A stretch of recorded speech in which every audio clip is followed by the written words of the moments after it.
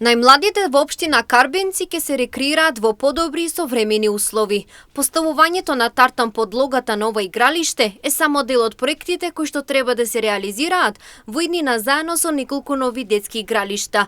Градоначалникот Виктор Паунов е дециден дека во текот на оваа година ќе бидат инвестирани уште 5 милиони денари за спортски терени. Оние кои што ќе рекреираат, најмладите ќе имаат можност да рекреираат по модерни услови, по услови како што се нормални и модерни за денешно време. Ова е во низата проекти кои што се случуваат во општина Карбенци во рамките на оваа календарска година.